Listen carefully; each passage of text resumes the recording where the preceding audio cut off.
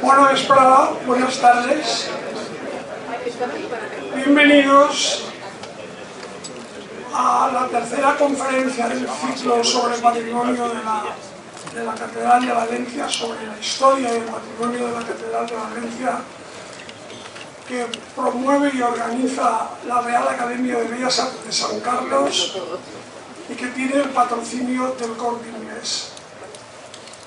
Hoy tenemos ante nosotros a un conferenciante que es de una enorme brillantez, ya lo escucharán. Joan Aliaga es amigo mío desde hace ya años, lo conozco en el ámbito de la investigación y de la historia. Es uno de los grandes historiadores contemporáneos de arte que tenemos en Valencia.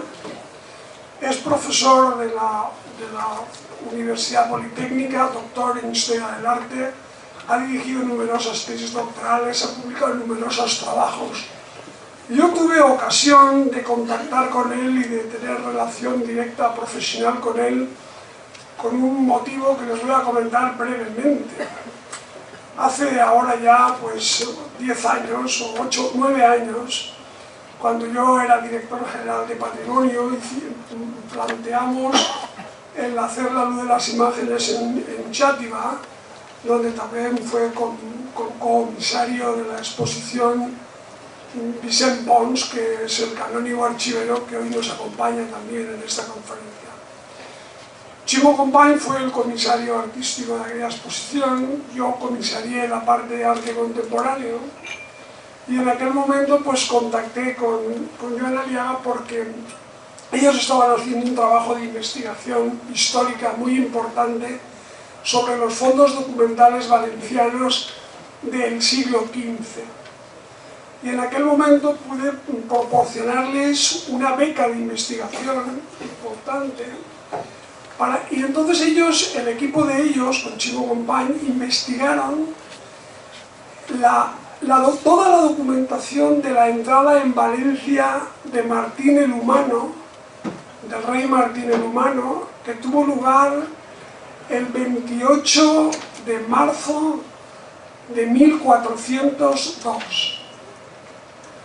Entonces Martín el Humano vino a Valencia, iba a entrar, pero en aquella época la entrada de un rey en una ciudad suponía un cambio estructural tremendo, de tal manera que se hacían pues fiestas, tablados, músicas, danzas, arcos triunfales, misas pontificales durante días y días. Pero aquí hubo una epidemia de peste unos meses antes, y Martín el Humano tuvo que estar en Segorbe antes de que pasara la epidemia de peste. Y bueno, y cuando acabó la epidemia, la ciudad tuvo que pedir préstamos para poderle pagar la estancia del rey en Segorbe, y entonces entró. Y Joan Aliaga recogió el equipo de él toda la documentación de todos los contratos y de todos los pormenores, desde el primer herrero hasta el último trabajo de decoración de toda la ciudad.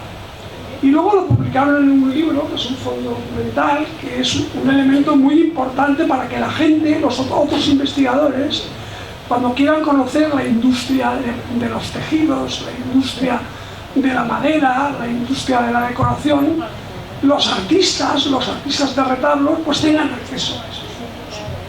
De tal manera, a mí me impresionó el trabajo de Joan Aliaga. Desde entonces hemos estado en contacto siempre, los hemos visto, los hemos saludado, los hemos hablado brevemente de muchas cosas, y cuando organizó la Real Academia este programa de difusión y de conocimiento del patrimonio de la catedral, pensé que él, como experto y especialista además en la época bajo medieval, pues tenía que ser una persona fundamental y que conocía muy a fondo el tema de la Catedral de Valencia. Así pues, tenemos delante de nosotros hoy la satisfacción de un honor de tener un gran investigador. Entonces estoy seguro que nos va a deleitar con el conocimiento profundo que tiene de la materia. Nada más. Joan Aliaga para mí es una satisfacción muy grande el que estés aquí a mi lado, que estés con nosotros, que nos acompañes y que la Real Academia te da la bienvenida. Gracias.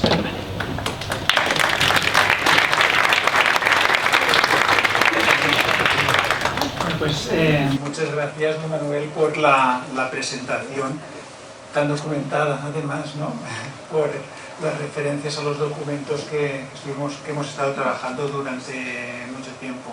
Muchas gracias por la presentación y muchas gracias también a la Real Academia por haber contado conmigo para que pueda estar aquí hoy presentando esta charla, esta conferencia sobre el patrimonio artístico de la Catedral de Valencia. Hace ya unos meses me llamó don Manuel y me comentó, me invitó a participar y me propuso el tema del patrimonio artístico de la catedral.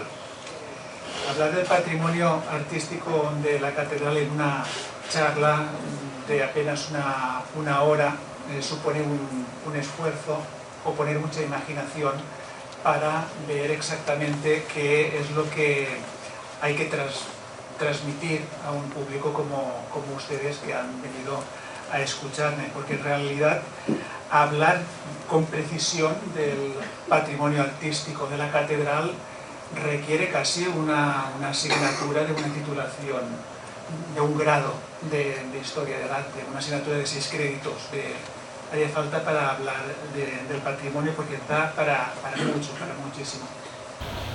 Por tanto, lo que voy a hacer es, permítanme, voy a ser muy subjetivo, hacer una selección, hacer una degustación, diríamos así, ¿no? Una degustación del patrimonio artístico de la Catedral de Valencia. Y es que la Catedral de Valencia es una de las construcciones más significativas, sin lugar a duda, de toda la comunidad valenciana. Además de ser un centro de espiritualidad cristiano, vivo todavía, es portadora, la catedral en sí, de las principales manifestaciones del patrimonio cultural valenciano. Y cuando digo el patrimonio cultural valenciano, incluyo tanto el patrimonio material como el patrimonio inmaterial también. A lo largo de las etapas de la construcción de la catedral se van sumando numerosas creaciones artísticas, aportaciones que las distintas generaciones de artistas fueron creando en la catedral desde finales del siglo XIII, XIV hasta el siglo XX, o hasta el siglo XXI, podríamos decir, ¿no? hasta la actualidad. La catedral, por tanto, es un gran contenedor, un contenedor muy especial, aparte de sus valiosas intervenciones arquitectónicas, pero creo que del tema de la arquitectura ya he visto el programa y ya hay importantes especialistas que les hablarán, creo que ya ha habido una charla sobre ella, ya tendrán las exposiciones pertinentes. Mi aportación va a ser fundamentalmente en el tema del patrimonio artístico, del patrimonio mueble. Vamos a ver, por tanto, ejemplos de bienes culturales, de obras artísticas que se hicieron para la catedral o que en la actualidad se encuentran en la catedral, que fueron destinadas a otro espacio y que al final han acabado en la catedral. Y son, en definitiva, me gusta decirlo, supervivientes de la historia. Lo que nos ha quedado del paso del tiempo. Cuando digo supervivientes es porque muchas veces son obras incompletas, son fragmentos, son obras mutiladas.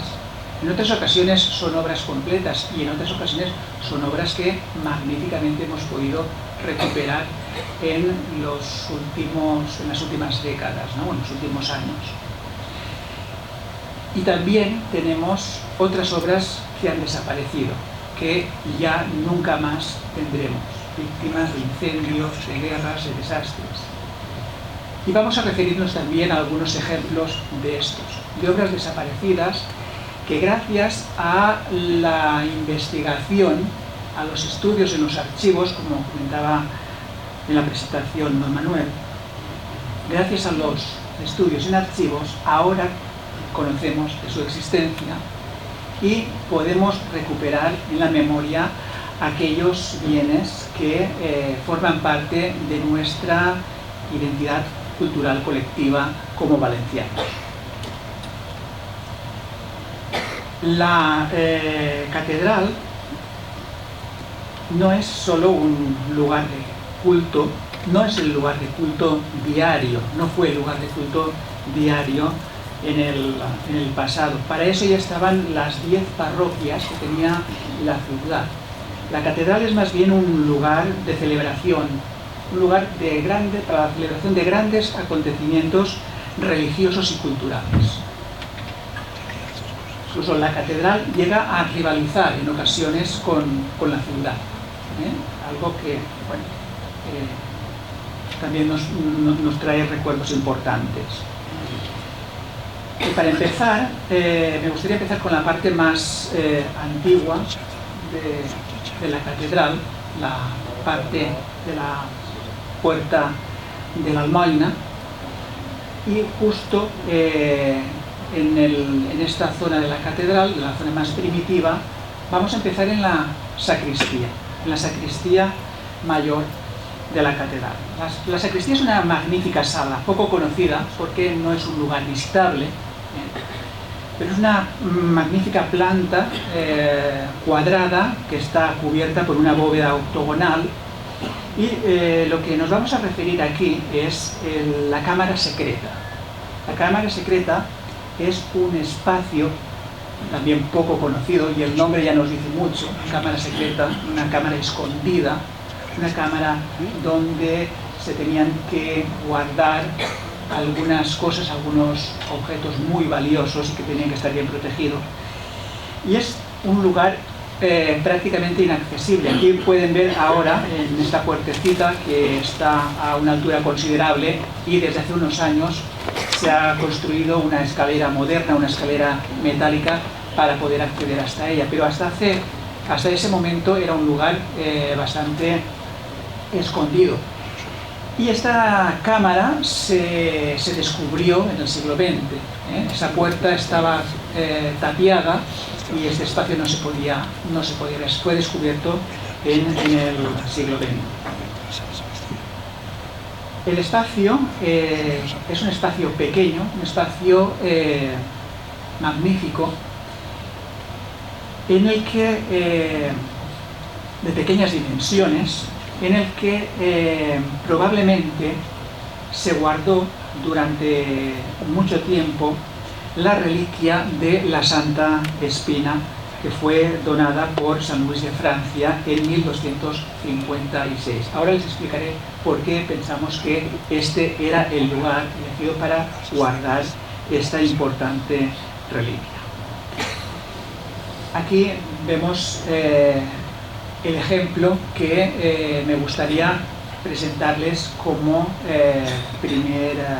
una de las obras artísticas más antiguas de la catedral. Se trata de los murales que decoran una de las paredes, uno de los laterales de esta sala. Son unos murales dedicados a la pasión de Jesucristo, con una estructura en forma de tríptico, como pueden ver, de forma asimétrica, con escenas de la pasión, y en el centro, como pueden ver, hay una hornacina, una pequeña hornacina con un arcón trilobulado. Incluso se pueden ver los soportes para sujetar seguramente unas puertas que tendría este espacio. En la parte central, sobre la hornacina, vemos dos ángeles que llevan una corona de espinas. Este conjunto fue restaurado hace unos años. Estuvieron trabajando un equipo de restauradoras durante mucho tiempo y hicieron una labor maravillosa, poder recuperar unas pinturas que habían sido dañadas por un incendio en el año 36, en la guerra. Gracias a esta iconografía de la corona de espinas que pueden ver, se ha atribuido, se ha relacionado con la Santa Reliquia, con la Santa Espina. En principio y antes de la restauración esto no era muy visible, y podía hacer pensar que se tratara de una sagrada forma y por tanto hiciera referencia a un sagrario, como ocurre en los retablos, en los bancos, en las predelas de los retablos. Pero en este caso la iconografía de la corona de espinas nos da una pista muy buena para identificar la finalidad que tuvo este espacio. Hay alguna anécdota también relacionada con esta sala, ¿no? Por ejemplo, sabemos que en el año 1312 fue el lugar donde se reunieron 5 miembros del capítulo, 5 compromisarios del capítulo de la catedral, para elegir el obispo de Valencia. En este caso se eligió a Ramón Gastón. Se dice, la tradición, que los compromisarios estuvieron encerrados en esta sala y pusieron una candela, para que durara la reunión el tiempo que tardara en quemar la candela, ¿no? De alguna forma, para que se dieran prisa y que no hicieran aquel acto demasiado, aquella decisión demasiado. En los laterales, este detalle nos permite ver cómo está realizada esta obra, que pertenece al estilo lineal, al llamado gótico lineal o también franco-gótico. Lineal se llama así, digamos, en relación con la técnica pictórica, ¿no? Donde la línea domina sobre la pintura. Es una pintura, pero es muy dibujística, muy remarcada por la línea. Y si se fijan en el detalle, los personajes aparecen identificados, aparecen unos textos junto a cada una de estas figuras para que no tengamos duda a la hora de identificar a cada uno de ellos. Aquí vemos Jesucristo con el Jesús a su lado. En la foto anterior podíamos ver incluso a Caifás, a Pilatos o a Anás. La técnica es muy sencilla y gracias al trabajo de los restauradores conocemos muy bien cómo se hizo esta obra, ¿no? Esto es un detalle de una copia del Cristo de esta primera escena con el Cristo de la segunda escena.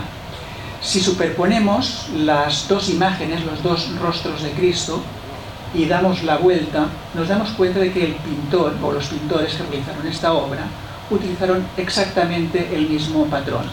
Aquí está remarcado en verde la inversión del rostro de la escena gemela, y si lo superponemos encima nos daremos cuenta de que se sigue exactamente el mismo dibujo invertido. Es una forma de economizar, una forma de resolver de una forma rápida el diseño de la pintura. Vemos algunos detalles más.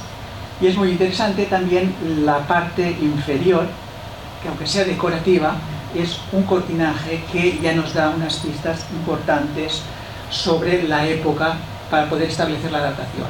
Esta datación se puede establecer en los primeros años del siglo XIV o incluso los últimos años del siglo XIII, con lo cual tenemos delante uno de los conjuntos pictóricos murales más antiguos que tenemos en el territorio valenciano. Por otra parte, es interesante, fíjense en los sillares que aparecen delimitados, pintados en contorno de los sillares, y que además están debajo de la pintura al seco. Esta misma decoración es la que encontramos, por ejemplo, en esta cúpula de la escalera de caracol que sube a la zona de la obra nova y que da acceso al tejado de la catedral.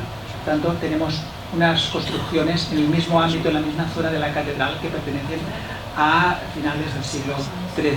Son las primeras pinturas de esta época. Bien, continuando ahora con otros ejemplos, les voy a hablar de una de las obras también más importantes que se hicieron en la catedral durante el siglo XIV, pero en esta ocasión una obra desaparecida, que no queda absolutamente nada. Gracias a los estudios, gracias a las investigaciones en archivos, tenemos noticias de cómo fue el primer retablo de plata que tuvo la Catedral de Valencia. Una magnífica obra que se empezó a construir en la mitad del siglo XIV y que duró aproximadamente unos entre 80 y 90 años en construirse. ¿Por qué se tardó tanto en hacer un retablo? Un retablo que era el retablo principal, el retablo de la capilla mayor, retablo de plata sobredorada, cargada de objetos valiosos, de perlas, de oro. Era un retablo muy caro y era un retablo que tenía que hacerse poco a poco. Esta obra, las primeras noticias que tenemos de esta obra inexistente ya, como digo, están en el testamento del obispo Ramón Gastón, o Ramón Gastó, si lo decimos en valenciano o castellanizamos. Gastón es que la literatura generalmente ha tendido a castellanizar el apellido. Fue obispo entre 1312 y 1348. Este obispo que fue elegido en la Cámara Secreta. En 1448, cuando muere, en el testamento deja unos bienes para que se construyera, para sufragar los gastos del retablo de plata, del retablo mayor de la catedral. Evidentemente, esta persona no llegó a ver construir, ni siquiera iniciarse el retablo, porque por la cronología es imposible. Pero sí que fue el primer promotor de ese retablo. ¿Cómo pudo ser ese gran retablo, ese retablo tan caro? Bueno, pues esto tenemos algunas noticias, como por ejemplo un acta del Cabildo del año 1458, siglo XV, ya avanzado, cuando el retablo ya hacía 30 años que estaba terminado. En este documento, en esta acta, es un acta, un trabajo de mantenimiento, de restauración y de limpieza del retablo, se enumeran las partes dañadas, los deterioros que tiene el retablo, y en esa enumeración se relacionan pieza por pieza la taula dels Reis, la taula de la Natividad, la Pentecosta, y te va indicando los defectos que en ese momento, 30 años después, tiene el retablo. Defectos o desperfectos, como por ejemplo dice, falten sisales dels àngels, falta una imagen menuda, falta un dit, para que después, evidentemente, se restaure, se rehagan las partes perdidas. Esta es, por tanto, la primera noticia que tenemos de el aspecto, las formas, la iconografía que tuvo aquel retablo. Digo, es la idea que tenemos gracias a una fuente original, ¿no? A una fuente directa. El primer orfebre, aquí trabajaron un equipo importante de carpinteros, de orfebres, de pintores, de doradores, un equipo grande. Y el primer orfebre, el primer director del proyecto fue el orfebre Pere Bernés. Pere Bernés, que en los documentos aparece como fabricador del retable. El fabricador del retable es el que dirige las obras del retablo. De Pere Bernés no nos queda este retablo, pero sí, afortunadamente, tenemos una impresión de cómo debía trabajar Pere Bernés. Este es el retablo de la Catedral de Girona, el retablo mayor de la Catedral de Girona, que es una obra iniciada por el mestre Bertomeu y concluida por Pere Bernés. El valenciano Pere Bernés acabó este retablo de la Catedral de Girona, que todavía, digo, se conserva. Se conserva incluso con su baldaquino de plata sobredorada. Es una obra monumental. Por tanto, aproximadamente esta imagen nos podría recordar aquello tan importante que perdimos en la Catedral de Valencia. Perdimos como consecuencia de una catástrofe, de un incendio que después les comentaré. Más cosas de este antiguo retablo tan importante. Los documentos también nos dan referencia de un tallista, llamado Francesc Sans, que en el año 1407, cuando se está construyendo el retablo de Valencia, viaja a Zaragoza y el cabildo le paga unas dietas para que visite, se detenga en el monasterio de Piedra y visite, conozca y estudie el retablo que se está acabando en ese momento en el monasterio de Piedra. Ese retablo se conserva, no en el monasterio de Piedra, donde hay una réplica, pero sí que se conserva en la Real Academia de la Historia en Madrid. Y es este que están viendo en esta fotografía con las puertas cerradas. Cuando se abren las puertas es mucho más espectacular. Aunque no se trata de una obra de plata como la que se estaba haciendo en Valencia, sí que se trata de una obra de referencia importante, una obra apreciada y que es motivo de inspiración, al menos en la construcción técnica, para el caso valenciano. Bien, la obra iniciada por Pere Bernés no la pudo concluir porque le sobrevino la muerte. Murió cuando estaba realizando el retablo y todavía quedaba mucho trabajo por hacer. El sucesor, el que toma el testigo de Bernés, es el orfebre valenciano Bertomeu Coscollà. Bertomeu Coscollà es un magnífico orfebre, muy cotizado. Hay muchas noticias documentales sobre cruces, sobre objetos de plata que realiza tanto para la catedral como para las iglesias como para la nobleza. Por tanto, es un pintor apreciado y un pintor que también en las noticias que tenemos que hacen alusión a este retablo se hace distinguir porque exige un sueldo igual que el que tenía su maestro, lo cual ya es importante. Y es más, en una de las noticias que hemos encontrado, Bertomeu Coscollà pide al cabildo de la catedral que le autorice a firmar el retablo, a poner su nombre en el marco del retablo. Es lo mismo que Pere Bernés hizo en el retablo de Girona. Si se fijan en esta imagen, en la parte inferior, vemos que pone Pere Bernés me feu, Pere Bernés me hizo. El maestro ya en la catedral de Girona puso su firma. Coscollà, cuando acaba el retablo de Valencia, también firma su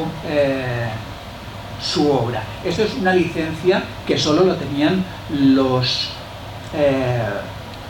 plateros. Los pintores nunca firmaban las obras en este momento. Aquí tenemos la portada de uno de los libros de la catedral, donde aparece una reconstrucción de un retablo que dice Retable de la Seu, pero no es exactamente este retablo de plata, aunque el libro pertenezca al año 1486. Seguramente sería un proyecto que no llegó a realizarse. Esta es una obra contemporánea, un relicario contemporáneo del retablo de plata desaparecido de la catedral. Por tanto, nos puede dar una imagen de cómo debió ser la imagen que presidía, la imagen de la Virgen María que presidía el retablo de plata. Y en este caso tenemos otro relicario, la Verónica de la Virgen, en este caso atribuida a Bertomeu Coscollà, que es, como les he dicho, el que finalizó y concluyó la obra del retablo de plata. Bien, continuando con la trayectoria de obras aportadas a la catedral, las capillas que van construyéndose durante el siglo XIV y que se van culminando en el siglo XV. Cada una de las capillas tenía unos retablos, estaban dotadas de retablos y por tanto en este periodo del XIV al siglo XV es un periodo de mucha actividad artística. La catedral se convierte, digamos, en un centro de vanguardia artística. Es un centro donde acuden pintores de muchos lugares porque hay una demanda, hay posibilidad de encontrar trabajo para comitentes, para clientes especiales y que estaban dispuestos a decorar sus capillas con las mejores obras del momento. Este periodo de finales del siglo XIV y principios del siglo XV es el que en la historia del arte, de la pintura, se denomina el gótico internacional. Y Valencia en este momento es un centro importante del gótico internacional. A nivel hispano, digamos, Valencia junto a Toledo serían los principales centros del gótico internacional. Y a Valencia llegan pintores como Esteve Rovira de Chipre, un pintor muy importante, Gerardo Di Jacopo Starmina, un pintor florentino, Marçal de Sas, un pintor alemán, Pere Nicolau, un pintor catalán, y los pintores que se forman en los talleres de estos pintores del gótico internacional. De todos ellos, Pere Nicolau y Marçal de Sas son los que tienen una mayor actividad documentada en la catedral y realizan numerosas obras. De los dos, de Marçal de Sas y de Pere Nicolau es el líder, es el pintor que más encargos tiene. Es un pintor, digamos, que tiene un dominio de los trabajos que se encargan para la catedral, de las pinturas que se encargan para la catedral. Un dominio absoluto, una hegemonía. Podríamos decir incluso que tiene autoridad sobre otros pintores para tener él la preferencia de los mejores encargos que se hacen para la catedral. Pere Nicolau tuvo el taller más potente, más productivo en los últimos años del siglo XIV y los primeros del XV. Debía ser un personaje con mucho carácter y esta autoridad, pienso yo, que le trajo la muerte. La muerte porque Pere Nicolau fue asesinado el 25 de agosto de 1408. Fue asesinado en una revuelta violenta de bandos y seguramente esta condición de líder del mundo de los pintores pudo haberle provocado perfectamente esta tragedia, ¿no? Y a partir de ese momento, con la desaparición de Pere Nicolau, digamos que la generación de pintores del gótico internacional quedó cortada, quedó mutilada de una forma radical. Esa desaparición es la que provocó que otros pintores tomaran ese relevo, ese liderazgo, como su sobrino Jaume Mateu o otro pintor importante del momento, Gonçal Peris, que son los pintores que llamamos de la segunda generación del gótico internacional.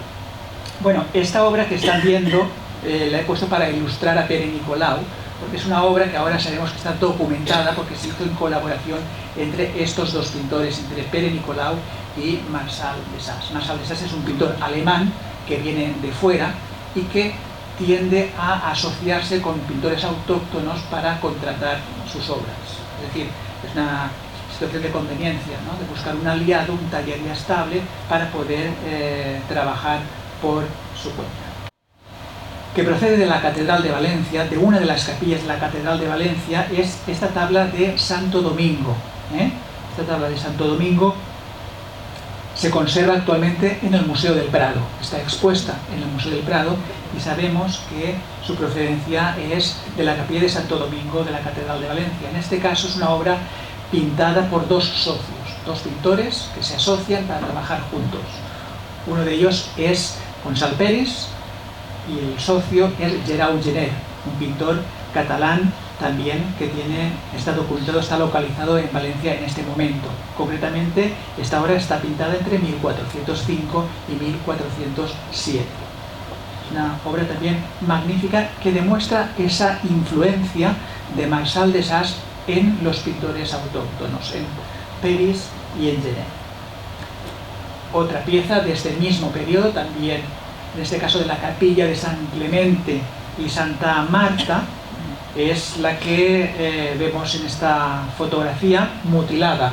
Era una pieza más grande, como pueden comprobar, la parte inferior está recortada, no es que la fotografía me haya salido mal, sino que la pieza está recortada por los cuatro costados, sobre todo por la parte inferior.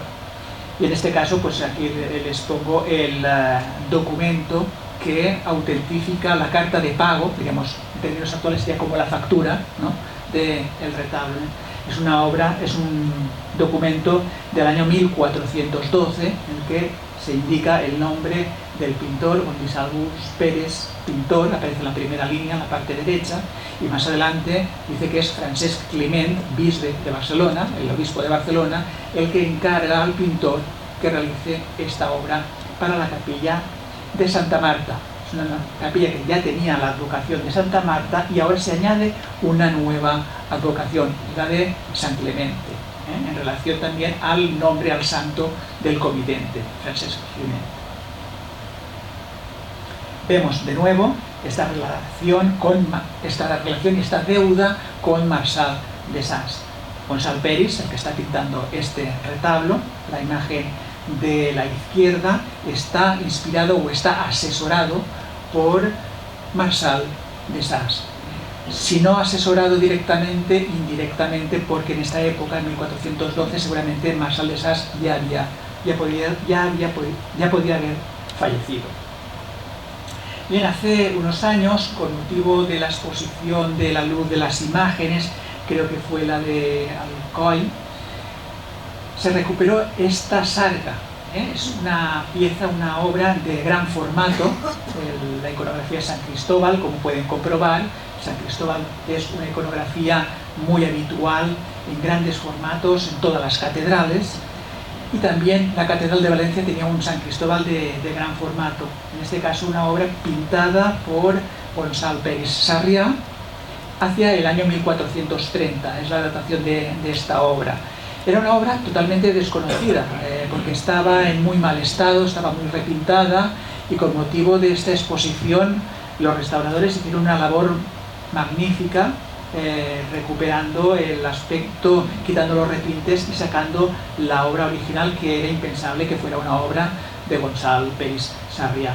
Como pueden comprobar, la parte inferior está ligeramente dañada, no se ha podido recuperar, pero existen fotos de archivo de otras obras de Gonçal Peris Sarrià que utilizan el mismo patrón, como esta foto, que tiene mala calidad, pero que nos permite identificar claramente la misma construcción, la misma forma de crear que la sarga de la Catedral de Valencia. Bueno, cuando digo sarga, no sé si saben exactamente a qué me refiero. Una sarga es una pintura realizada sobre tela, sobre una tela basta y sin una preparación como los lienzos. Eran pinturas que se solían utilizar como decoración o incluso como cortinajes. Y es una rareza, porque en esta época todo lo que se ha conservado son pinturas sobre tabla. Pinturas sobre tela prácticamente no se han conservado, quitando algunas excepciones como esta de la Catedral de Valencia. En cambio, en los documentos sí que encontramos muchas alusiones a trabajos, a pinturas que hacen los artistas, y se citan como un drap de pincel. Un drap de pincel es una sarga, una tela pintada. Bien, volvemos a la capilla mayor de la catedral, y quería hablarles sobre los murales que se pintan en esa capilla junto con el retablo de plata. No los murales de Pablo de San Leocadio, que hablaremos después, sino los murales que hubieron antes de Pablo de San Leocadio. Son murales que se pintan entre 1431 y 1432, unos murales diseñados por los mejores pintores del momento: Miquel Alcañiz,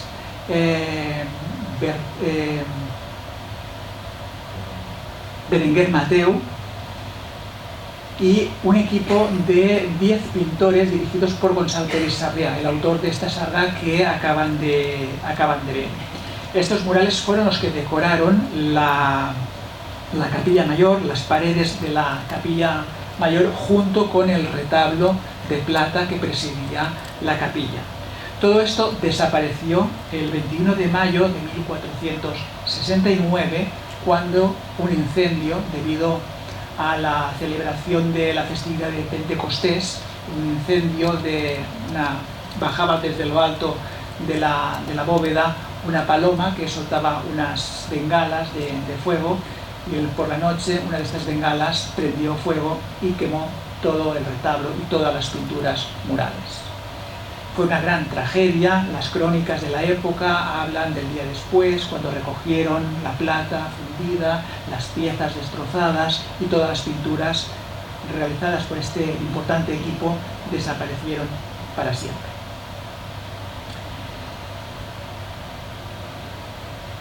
A partir de ahí, a partir de ese momento, tras ese incendio, se tuvo que recuperar rápidamente el aspecto de la capilla, el aspecto de la capilla mayor de la catedral. Fueron varios los intentos de encontrar los pintores idóneos para realizar las nuevas pinturas, pero no fue una cosa fácil. Es decir, los pintores autóctonos que en ese momento se encontraban en la ciudad eran pintores más bien de una calidad baja, que no satisfacía las exigencias del cabildo de la catedral.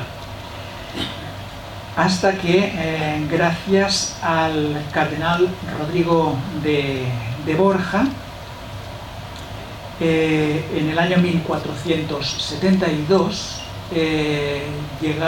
llegó la comitiva del cardenal, el futuro Alejandro VI, acompañada de un séquito importante, y entre este séquito vinieron dos pintores, bueno, tres, es el que nos hablan los documentos: Francesco Pagano, un pintor napolitano; Paolo da San Leocadio, un pintor lombardo, natural de Reggio, y un pintor cuyo nombre aparece como Mestre Ricard.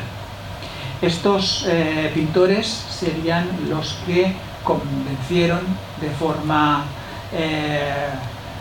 taxativa, de forma impecable, las exigencias del cabildo de la catedral.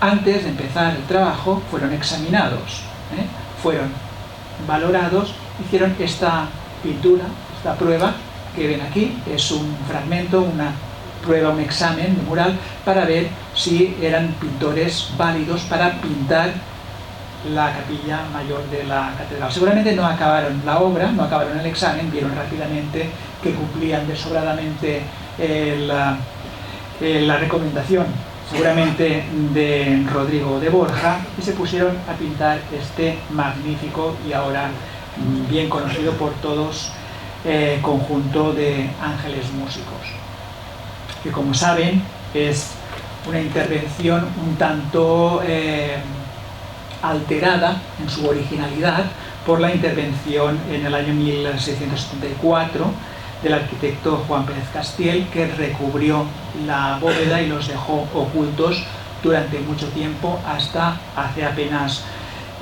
unos años, en el año 2004, cuando se inició el proceso de restauración y se descubrió que existían, que se conservaban en un estado perfecto, en un estado idóneo. Bien,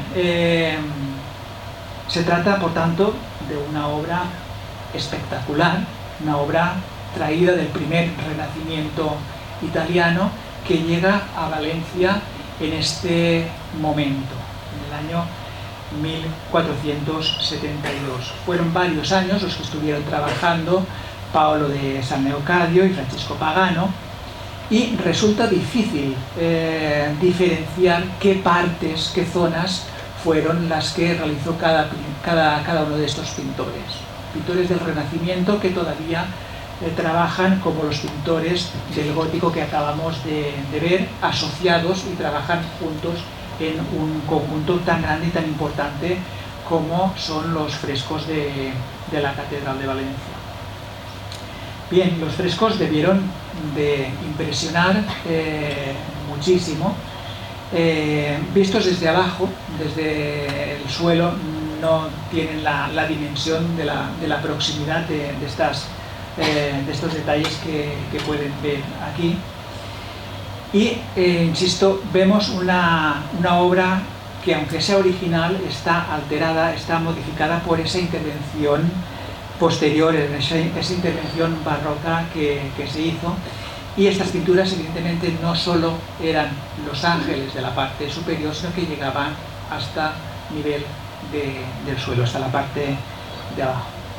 En la parte del suelo tenemos el magnífico retablo mayor, actualmente conservado y en perfectas condiciones, pintado por los Hernandos, por Fernando Yáñez de la Almedina y Fernando de los Llanos, los pintores castellanos que llegan en el año 1507 para pintar este retablo, del cual se conserva, este retablo que son en realidad las puertas del retablo que guardaban en el interior el segundo retablo de plata, también desgraciadamente desaparecido, en este caso no por un incendio, sino porque se fundió en la época de la guerra de los franceses. Estas puertas, por tanto, protegían ese retablo. Aquí las vemos en esta primera foto con las puertas cerradas, y aquí ahora las vemos con las puertas abiertas. En total son 12 escenas que tratan de distintos pasajes de la vida de la Virgen, que acompañarían, complementarían ese retablo en la parte central, ahora desaparecido, también dedicado a la Virgen María. Vemos algunos detalles de estas pinturas, como esta escena que representa la presentación de la Virgen en el templo. Fernando Yáñez y Fernando de los Llanos son pintores que tienen una importante formación italiana, son conocedores del mundo de la Toscana y seguramente se formaron o estuvieron muy próximos a Leonardo da Vinci. El estilo leonardesco es el que identifica el estilo de estas pinturas tan imponentes, ¿no? Fíjense en esta composición en la que vemos estos primeros personajes que aparecen en primer plano, que nos están dando la espalda para crear ese espacio entre ellos en el momento en que la Virgen está subiendo las escaleras. Si tuviéramos un detalle del rostro de la Virgen niña, con cara de adulta, con cara de mayor, veríamos que se aproxima, nos recuerda, por ejemplo, al retrato de Mona Lisa, ¿no? La dormición de la Virgen, la horizontalidad de la figura de la Virgen María dormida, acompañada del grupo de apóstoles, que también nos están dando esta dimensión tridimensional, ¿no? Circular alrededor de la Virgen, y ese fondo con arquitecturas clásicas, los arcos del mundo clásico, abriendo la parte central hacia una perspectiva, hacia una profundidad, donde aparece un fondo con otra escena, ¿no? En este caso es la entrega del círculo de la Virgen a Santo Tomás, ¿no? Que es el apóstol que no estaba presente en el momento de la dormición de la Virgen. O esta escena de la presentación de la Virgen a su prima Santa Isabel. También la monumentalidad de las figuras, el aplomo de unas figuras del mundo clásico, inspiradas en el ambiente leonardesco. En esta misma época, cuando se está cuando se han terminado las puertas del retablo mayor, se documenta este relieve que se encuentra justo en el trasaltar, en la capilla pequeña de la girola, donde está la reliquia del brazo de San Vicente Ferrer. Y en este caso es un magnífico relieve, ¿no? Un magnífico relieve que en alguna ocasión está muy discutido. Se ha atribuido a Gregorio Vigarni, el hijo de Felipe Vigarni. Sea el autor que sea, no vamos a discutir en este caso las autorías, es una obra magnífica, una obra que sigue el estilo romano, ¿no? El estilo Renacimiento español.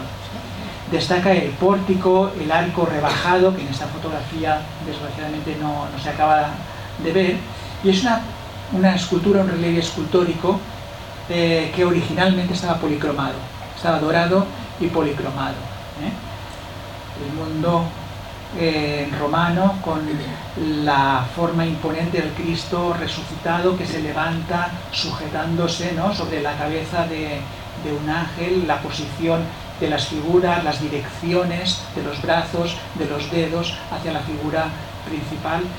Si tienen oportunidad de detenerse un rato cuando vayan a la catedral, es una de las joyas de la escultura del Renacimiento.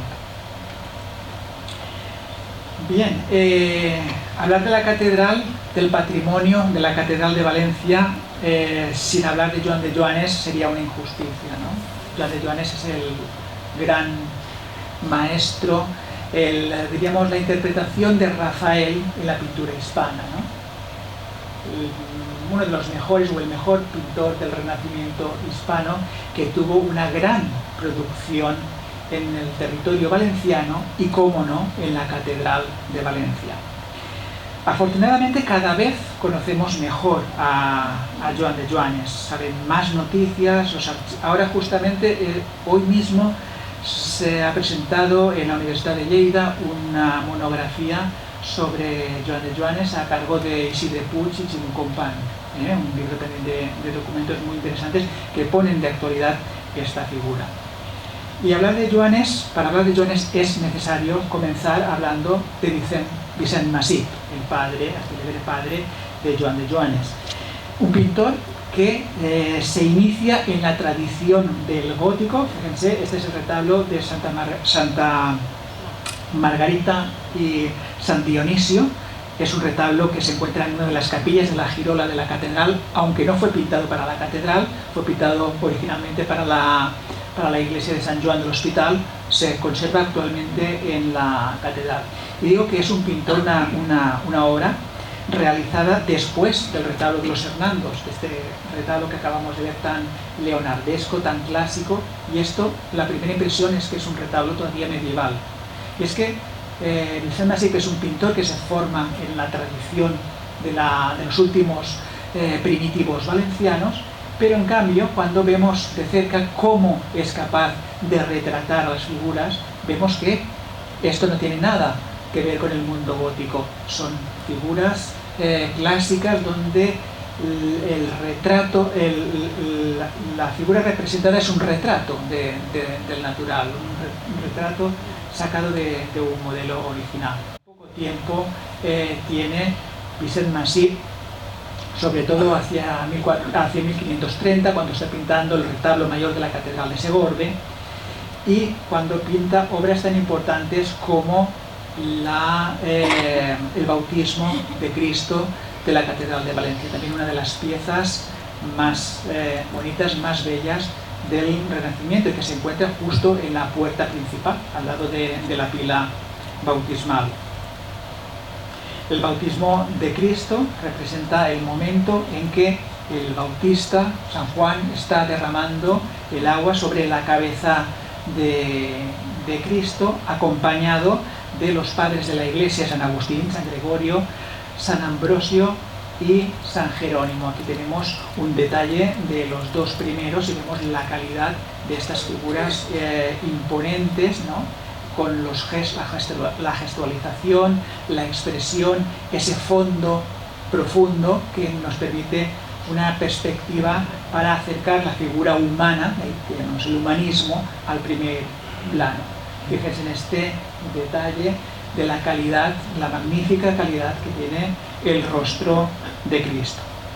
A los pies encontramos al venerable Agnesio. Bueno, tengo un detalle, a ver. El venerable Agnesio es este personaje que tenemos a la izquierda con el libro abierto. El venerable Agnesio es un humanista importante de este momento, amigo personal de Joan de Joanes, y nos señala una cita bíblica que dice: hazlo conforme al modelo que te he ofrecido. Hace poco tiempo se ha publicado un artículo de investigación en una revista de Borja Franco, precisamente haciendo una interpretación muy acertada sobre esta obra y sobre el significado de esta frase que aparece en latín y en griego, en las dos hojas del libro entreabierto. En la parte superior, el Dios Padre, este modelo que después se repetirá tanto en otras obras de Joan de Joanes.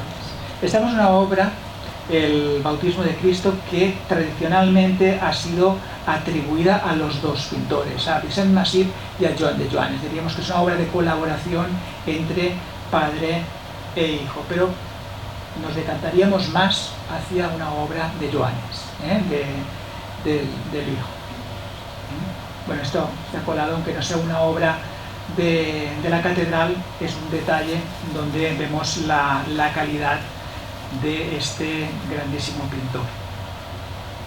Bien, para terminar, y no quiero cansarles mucho, quiero terminar con la capilla de San Francisco de Borja, una capilla que está dedicada al santo duque de Gandía, el cuarto duque de Gandía y el tercer general de la orden de los jesuitas.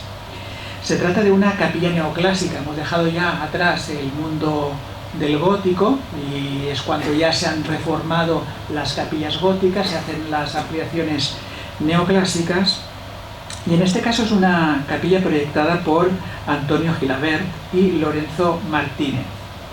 Y en esta ocasión, esta capilla fue promovida por los duques de Osuna, eran familiares del santo, de San Francisco de Borja, precisamente en un momento en que los jesuitas habían sido expulsados de España.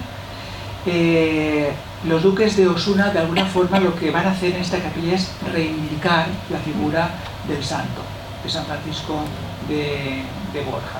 Y para ello lo hacen en un conjunto, en un programa magnífico, con 3 grandes lienzos, este que preside la capilla, un lienzo de Maella y otros 2 de Goya, lienzos de Goya, 2 pinturas de Goya de gran formato.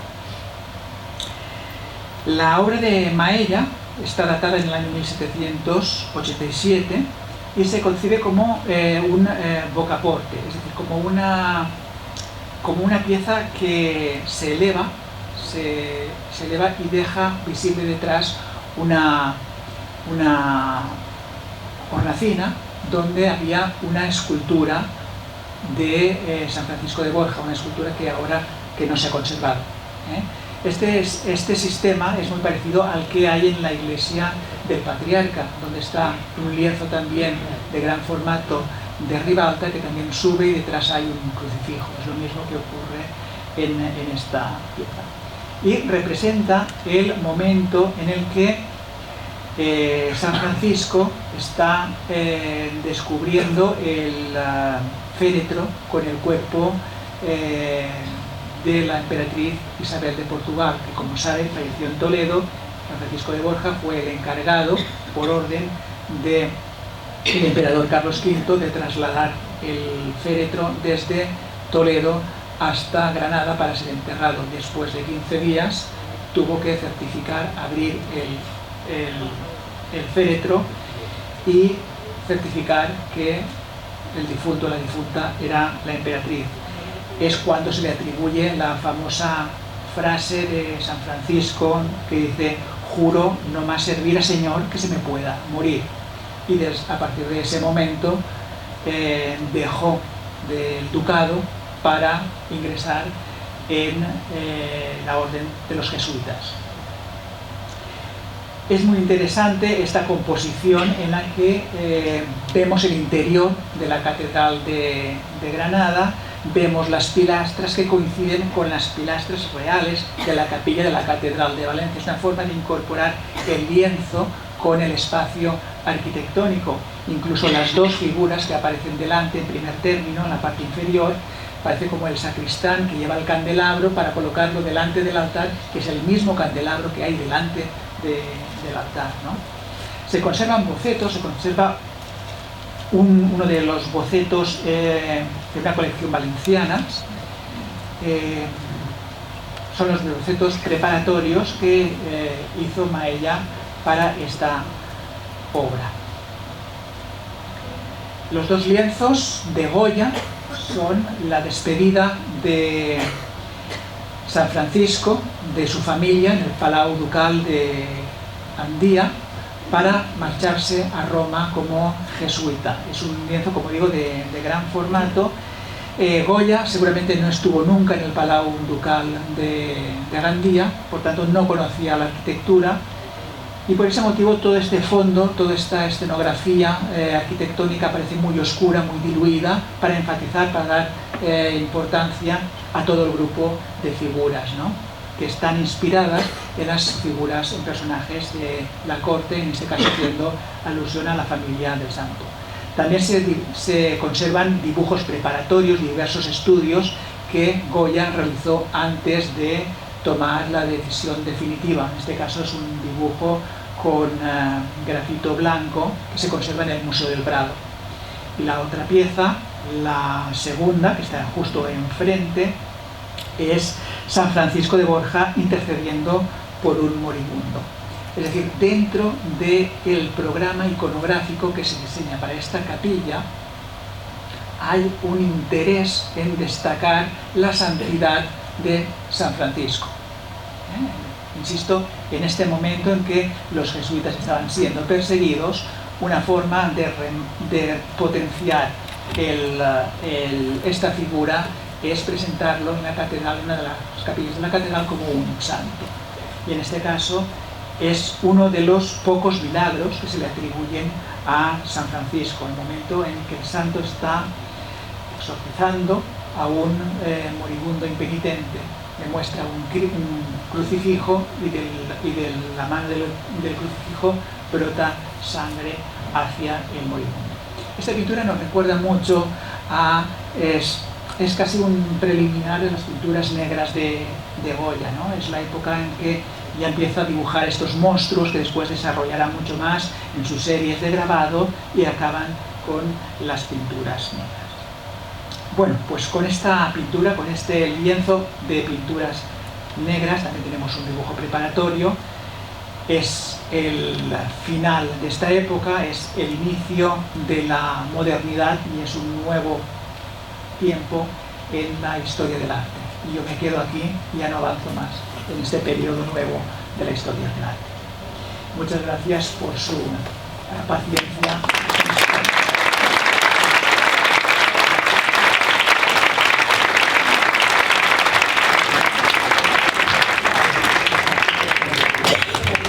Bueno, muchas gracias. Nos ha dejado a todos aquí pues emocionados, documentados y la verdad encantados. Quiero decirles que el ciclo de conferencias sobre la catedral va a continuar como él ha anunciado, como el profesor ya ha comentado, con la revisión de la arquitectura de la catedral, y tendrá lugar la siguiente conferencia el día 8 de marzo y la dará la profesora doña Mercedes Gómez Ferrer sobre la arquitectura y artes figurativas de la catedral durante los siglos XVI y XVII.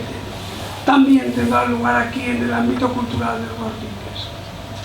Paralelamente les quiero invitar a que el próximo jueves en San Pío V, en el Salón de Actos de la Academia, pues tenemos un concierto extraordinario en el cual tenemos un ciclo de conciertos y dejo unas tarjetas en la puerta para que lo puedan seguir, para que se las puedan llevar si lo consideran. Es la obra que premiada por el primer concurso internacional de composición de música clásica que hemos convocado, pues que es de un autor belga contemporáneo, se va a estrenar ese día. Si quieren, pues están todos invitados a acompañarnos. Es una obra para piano, cello y violín, y además de otras obras muy interesantes que se van a interpretar. Bueno, yo quiero darle las gracias al profesor Aliaga. Realmente ha tenido que hacer un gran trabajo de condensación porque él tiene una información tremenda sobre todos los detalles, pero yo creo que ha sido lo suficientemente hábil para tenernos en vilo y atentos durante todo el rato, y hemos podido disfrutar de su presencia aquí, que nos ha deleitado. Muchísimas gracias, muchas gracias a todos por venir y los espero en los próximos actos de la Academia. Buenas tardes.